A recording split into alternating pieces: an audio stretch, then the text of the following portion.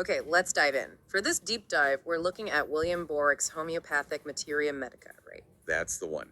Specifically, the entry for Antipyrinum. Also known as phenazone.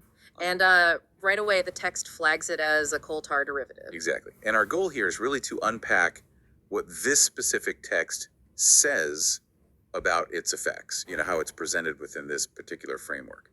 What this historical Materia Medica tells us about body and mind effects. Precisely, exploring the knowledge as it's laid out here. Got it.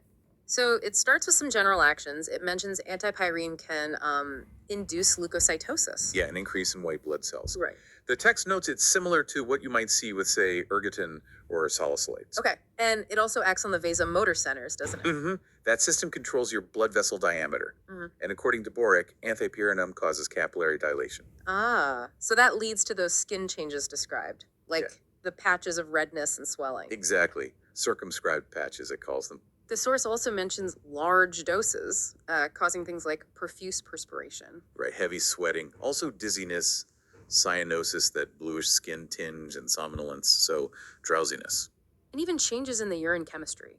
Albumin and blood showing up. It immediately flags it for conditions like acute erythema multiforme, a skin reaction. Yeah, so straight away you see this picture of impact on blood cells, circulation, and pretty significant systemic reactions. Okay, then it gets into the specifics. The mind section. Wow. It lists fear of becoming insane. Intense stuff. General nervous anxiety too, and even hallucinations, both sight and hearing, according to the text. Hallucinations, listed right alongside circulatory effects. That's quite a combination the text is painting. It really is. Then the head section describes throbbing headaches, a feeling of constriction. Heat flashes too, and headaches under the ear specifically, sometimes with earache. Very specific sensory details, aren't they? And it continues across different systems. Eyes, for instance, puffy lids, red, swollen conjunctiva, that membrane covering the eye Yeah. with tearing. And ears, pain, buzzing, tinnitus. Tinnitus, yes. And the face can get puffy and swollen as well. Then it goes into the mouth and throat in quite some detail. Swollen lips, burning, ulcers, blisters, even bloody saliva is mentioned. And the throat symptoms, pain when swallowing, foul-smelling pus being coughed up, Mm. or even a white sort of false membrane forming. It's a real range of local irritations. You can sort of see a pattern there, can't you? Irritation, inflammation, eyes, face, mouth, throat, and like you said earlier, the skin. Exactly. The stomach symptoms listed are a bit simpler. Nausea, vomiting, burning pain. Okay. And urine is noted as diminished less production. Mhm. Then there's a really specific, quite striking detail about the genitourinary area. The text states the penis can become black. That definitely stands out, yes. For female symptoms, it lists things like vaginal itching and burning, suppressed menstruation, and watery discharge, leukorrhea.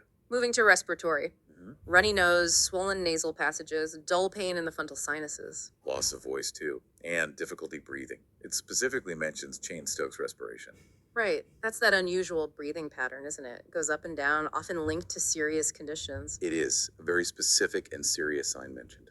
And Cheyne-Stokes breathing listed alongside a sensation of the stoppage of the heart. These sound like really dramatic effects on, well, vital functions. Absolutely.